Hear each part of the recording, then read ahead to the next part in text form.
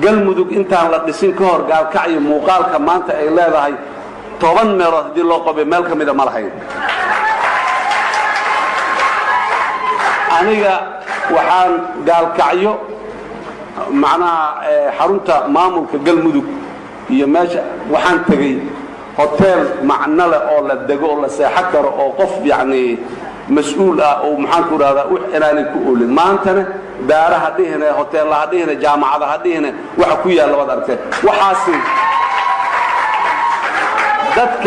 دتك على هذا الدجن دتك دوسم محله الدجن محوها قال كعيو قال مدو ودتك اسمه بدلين ودتك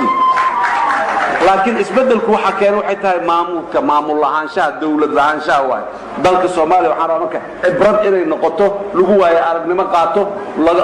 la arko farqiga dawlad la'aanta leedahay waxa intaas ii dheeran rabaa dadka labada gobol inaan ku bogaadiyo dhinaca dimuqraadiyadda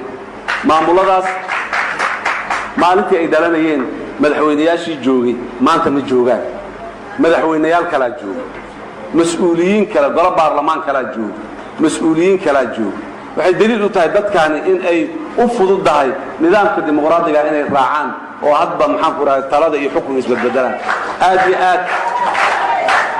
aad ay macna weyn maanta u leedahay in maxaan ku raacay madaxweyne caalin oo maxaan ku raacay galmudug madaxweyne ka soo ahaa kana mid ahaa saxiixayaashii ku meel gaarnimada dadkii dalka ka soo saaray oo saxiixayaasha kamid ah oo maanta goolfadh u yahay oo muxuu ahaa nala joogo oo muxuu ahaa madaxweyne caalin waxa oo nala joogo waxay daliil u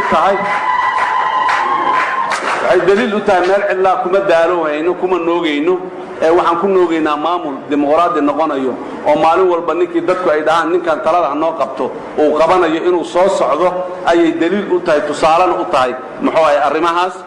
marka dadkan waxaan leeyahay waa idin hambalyeynaya waana idin bogaadinaya dhaqankaas wanaagsan ee maxaan ku raraa magaad wax u dhaqaaqdaanba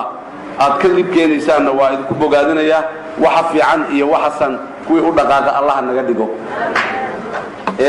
inta kadib waxaan rabaa